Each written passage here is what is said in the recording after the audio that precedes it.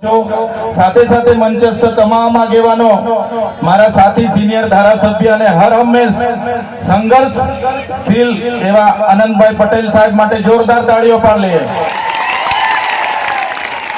એવા આ વિસ્તારના સાથી આગેવાન એવા શેરખાનભાઈ, ડોક્ટર દયારામભાઈ, દેવેન્દ્રભાઈ, હરિસિંહભાઈ વસાવા, સાથે નિરંજનભાઈ વસાવા, પિયુષભાઈ પટેલ, યુવરાજસિંહભાઈ જાડેજા, રજનીભાઈ વસાવા, વનરાજભાઈ વસાવા અને આ વિસ્તારના દરેક પદાધિકારીઓ, તાલુકા પંચાયતના, જિલ્લા પંચાયતના સભ્યશ્રીઓ, સરપંચશ્રીઓ, પૂર્વ તે દિવસે આપણે જમીનો પણ બચાવી નથી શકવાના, સંવિધાને આપેલી જળ, જંગલ, જમીન પરના અધિકારો પણ નથી બચાવી શકવાના।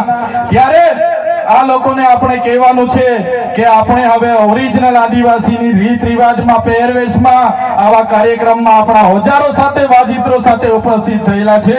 ત્યારે મારા તમામ વડીલો, તમામ યુવાનો, માતા બહેનોને વિનંતી છે કે આ કાર્યક્રમ એ સમાજનો કાર્યક્રમ છે અને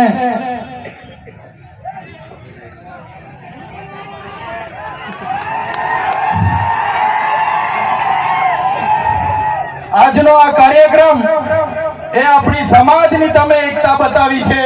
આજે ભાજપના નેતાઓને, ભાજપના મુખ્યમંત્રી, ઉપમુખ્યમંત્રીને અને ભાજપના વડાપ્રધાનને આદિવાસીઓની તાકાત આજે આપણે બતાવી દીધી છે। એ બદલ બધાનો ખૂબ ખૂબ આભાર।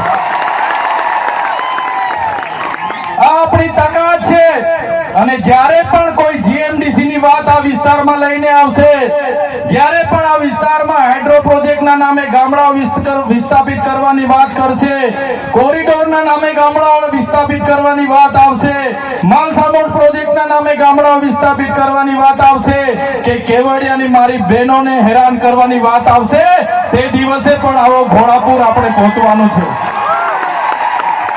તે દિવસે પણ ઘોડાપુર થઈને આપણે પહોંચવાનું છે।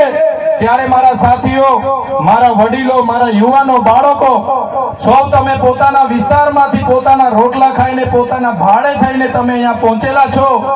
ત્યારે આ તમારો ભાવ, આ તમારા અમારા પ્રત્યેનો પ્રેમ, આ તમારો સહકાર અમારી તાકાત છે।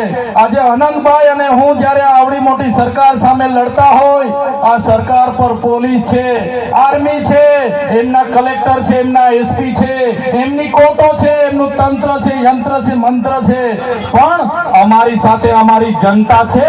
એ લોકો અમને ક્યારે કાઢી નહીં શકે। સાથીઓ, કોર્ટમાંથી હું છૂટીને આવ્યો અને આ પોલીસ, એ ભાજપની પોલીસે ખોટા સોગંદનામા કર્યા અને સોગંદનામાના લીધે મને ડેડિયાપાડામાં આજે પ્રવેશ બંધી છે અને હું રાજપીપળા રેમ છું। ત્યાં પણ કેટલાક પોલીસ અધિકારીઓ અને ભાજપના નેતાઓ કહે છે કે આને નર્મદામાંથી પણ બહાર કાઢો। ત્યારે નેતાઓને હું કહેવા માંગુ છું, તમે મને ડેડિયાપાડામાંથી બહાર કાઢશો, તમે મને નર્મદામાંથી બહાર કાઢશો, અમે અમારા લોકોના દિલમાં વસેલા છે, ત્યાંથી ક્યારે બહાર નથી કાઢી શકવાના। ક્યાં ચૈતર વસન આનંદ પટેલને હેરાન કરી શકે? ત્યારે સાથીઓ, જાગવાની જરૂર છે। આગળ ડોક્ટર સાહેબે કીધું, આપણી જે મૂળ સંસ્કૃતિ છે આપણે ભૂલી જાયેલા। આપણો નંદરિયો દેવ, આપણો ગામનો હિમારિયો દેવ, આપણો વાઘ દેવ, ગોવાળ દેવ, આપણો કાળિયો ભૂત, આપણે ધરતી માતાને પૂંજનારા, આપણે નદી નાળાને પૂંજનારા, આપણે ચંદ્ર અને સૂર્યને પૂંજનારા, આપણે પ્રકૃતિના પૂજક તરીકે છે। ત્યારે જન્મ મરણની વિધિ, લગ્નની વિધિ આપણે ભૂલી ચાલ્યા છે। ત્યારે આજે આ લોકો આપણા પર જાતિનો દાખલો માંગે છે, પુરાવા માંગે છે। ભણેલા છોકરાઓને પૂછી લો।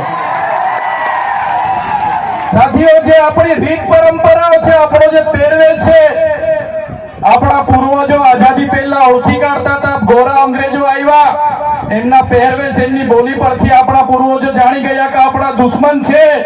આજે તો આપણે એ લોકોની સંસ્કૃતિ અપનાવતા થઈ ગયા, એ લોકોના પેન્ટ શર્ટ પહેરતા થઈ ગયા, એ લોકોના જીન ટી શર્ટ પહેરતા થઈ ગયા, એ લોકોના બૂટ સૂટ આપણે પહેરતા થઈ ગયા। આપણી બહેનો પણ આજે પંજાબી પહેરતી થઈ ગઈ, ડ્રેસ પહેરતા થઈ ગયા, ચોળિયા ચોરી પહેરતી થઈ ગઈ, જીન શર્ટ ટી શર્ટ પહેરતા થઈ ગયા। ત્યારે આવનારા દિવસોમાં આપણો દુશ્મન કોણ છે તે આપણને ખબર પડવાની। ત્યારે આપણે મૌલિક નૈતિક મૂલ્ય આપણે જાળવવા પડશે, આપણી બોલી ભાષા આપણે સાચવવી પડશે।